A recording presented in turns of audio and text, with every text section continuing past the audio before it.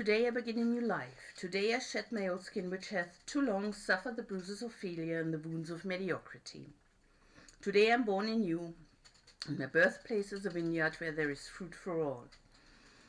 Today I will pluck grapes of wisdom from the tallest and fullest vines in the vineyard, for these were planted by the wisest of my profession who have come before me, generation upon generation.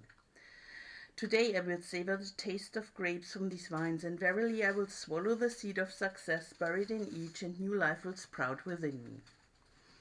The career I've chosen is laden with opportunity, yet it is fraught with heartbreak and despair, and the bodies of those who have failed, were they piled one atop another, would cast a shadow down upon all the pyramids of the earth. Yet I will not fail as the others, for in my hands I now hold the charts, which will guide me through perilous waters to shores which only yesterday seemed but a dream. Failure no longer will be my payment for struggle. Just as nature made no provision for my body to tolerate pain, neither has it made any provision for my life to suffer failure. Failure, like pain, is alien to my life. In the past I accepted it as I accepted pain.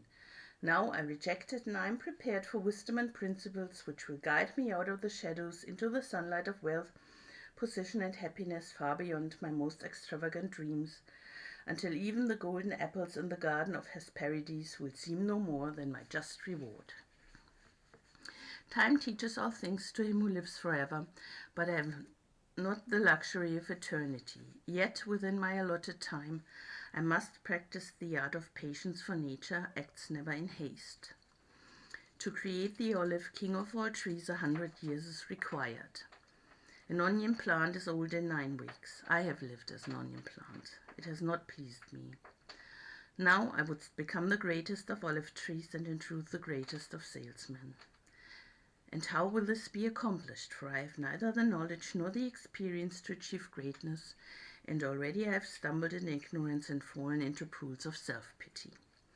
The answer is simple. I will commence my journey unencumbered with either the weight of unnecessary knowledge or the handicap of meaningless experience. Nature already has supplied me with knowledge and instinct far greater than any beast in the forest. And the value of experience is overrated, usually by old men who nod wisely and speak stupidly.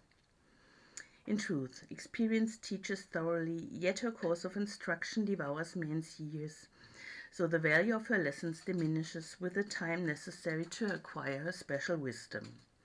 The end finds it wasted on dead men. Furthermore, experience is comparable to fashion. An action that proved successful today will be unworkable and impractical tomorrow. Only principles endure, and these I now possess, for the laws that will lead me to greatness are contained in the words of these scrolls. What they will teach me is more to prevent failure than to gain success, for what is success other than a state of mind?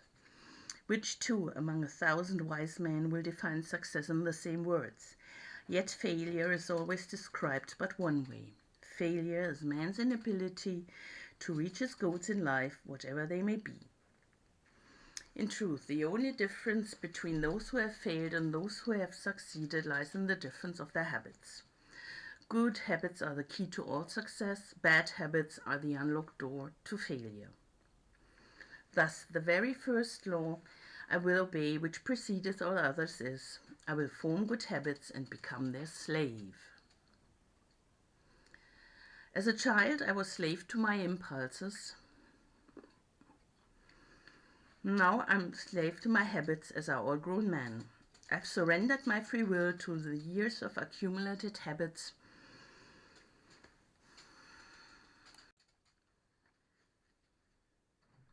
and the past deeds of my life have already marked out a path which threatens to imprison my future.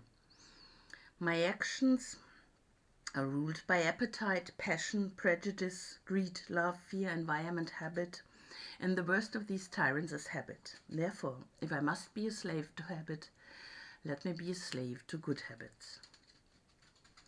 My bad habits must be destroyed and new forests prepared for good seed. I will form good habits and become their slave.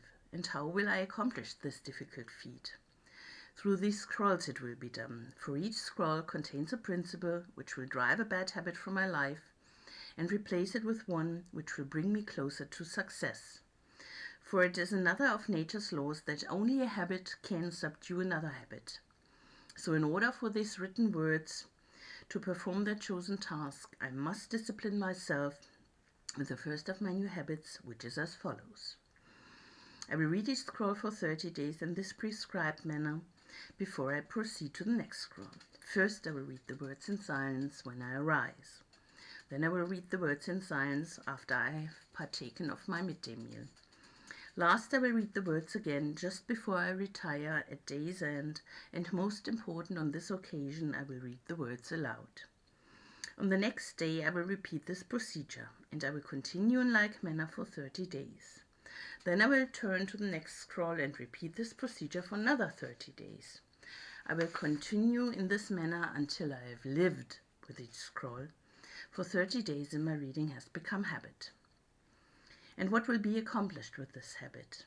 Herein lies the hidden secret of all men's accomplishments. As I repeat the words daily, they will soon become a part of my active mind, but more important, they will also seep into my other mind, that mysterious source which never sleeps, which creates my dreams and often makes me act in ways I do not comprehend. As the words of these scrolls are consumed by my mysterious mind, I will begin to awake each morning with a vitality I've never known before. My vigor will increase, my enthusiasm will rise, my desire to meet the world will overcome every fear I once knew at sunrise, and I will be happier than I ever believed it possible to be in this world of strife and sorrow. Eventually, I will find myself reacting to all situations which confront me as I was commanded in the scrolls to react. And soon these actions and reactions will become easy to perform, for any act with practice becomes easy. Thus a new and good habit is born, for when an act becomes easy through constant repetition, it becomes a pleasure to perform, and if it is a pleasure to perform, it is man's nature to perform it often. When I perform it often, it becomes a habit and I become its slave. And since it is a good habit, this is my will. Today I begin a new life, and I make a solemn oath to myself that nothing will retard my new life's growth. I will lose not a day from these readings, for that day cannot be retrieved, nor can I substitute another for it. I will not break this habit of daily reading from these scrolls, and in truth, the few moments spent each day on this new habit are but a small price to pay for the happiness and success that will be mine. As I read and reread the words in the scrolls to follow, never will I allow the brevity of each scroll nor the simplicity of its words to cause me to treat the scroll's message lightly. Thousands of grapes are pressed to fill one jar with wine, and the grape skin and pulp are tossed to the birds. So it is with these grapes of wisdom from the ages. Much has been filtered and tossed to the wind. Only the pure truth lies distilled in the words to come. I will drink as instructed and spill not a drop, and the seed of success I will swallow. Today my old skin has become as dust. I will walk tall among men, and they will know me not, for today I'm a new man with a new life.